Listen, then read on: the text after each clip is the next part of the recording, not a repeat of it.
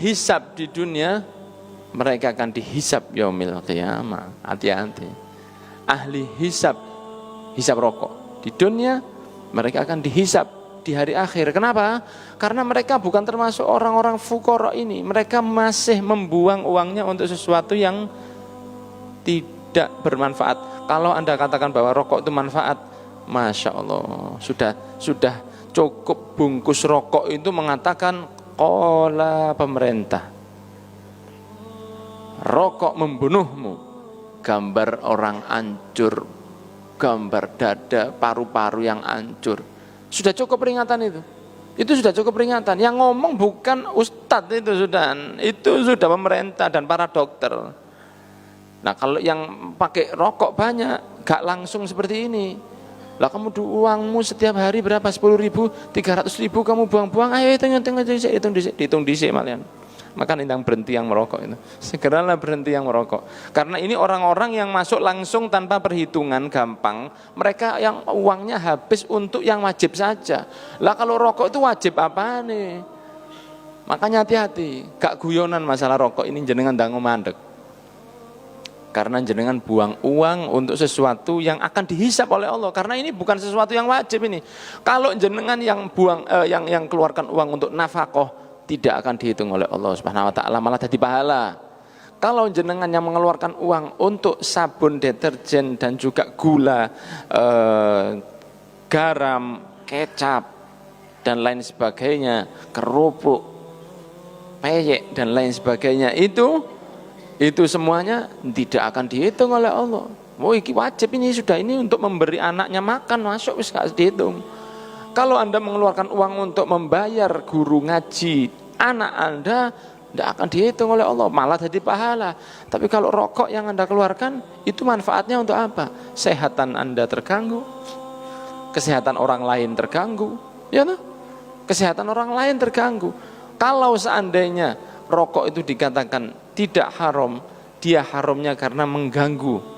Rokoknya gak haram, rokoknya tidak haram, rokoknya makruh, halal, cuman halal, misalnya rokoknya halal.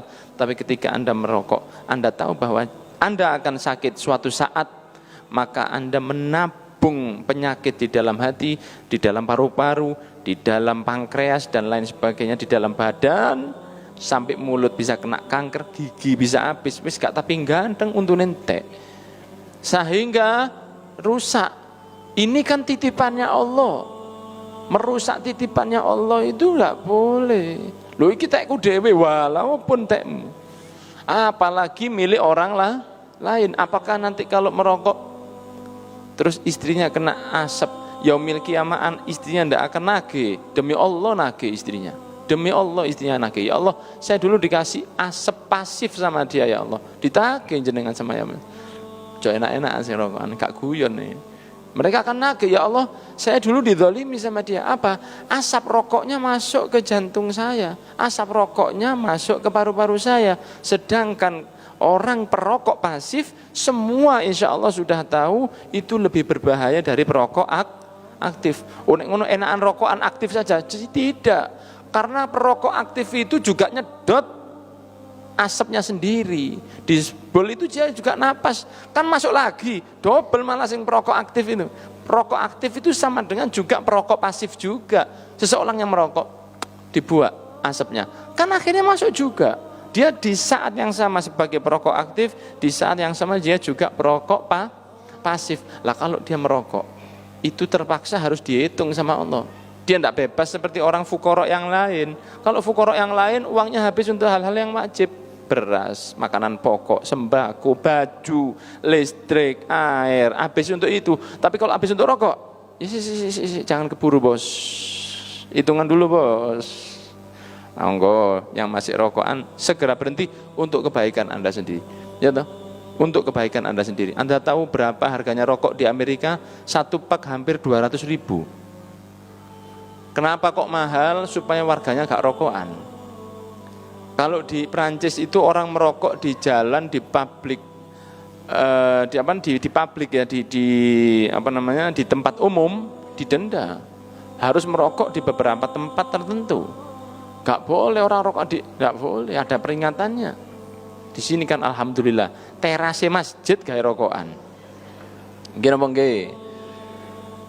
Rokokan terase masjid, ambek koyo mikiri umat bingung. Aku padahal wis ditulis dilarang merokok. Iki tulisannya ndek mburi dilarang merokok, wong rokokan di isor ini. Lho iki lak terase ya. Coba rokokan ndek terase. Kecak apa jenenge omahe bupati nek wani. Ndak berani. Rumahnya bupati ditulisi dilarang merokok. Jenengan di terasnya ndak akan berani merokok. Rumahnya Pak Presiden ya toh ditulis dilarang merokok, sebelah ana tentara jaga ngene. Jenengan rokokan popor das langsung cor popor. Rumahnya Allah Subhanahu wa taala terase. Pandangannya kayak mikir masa depan apaan iki?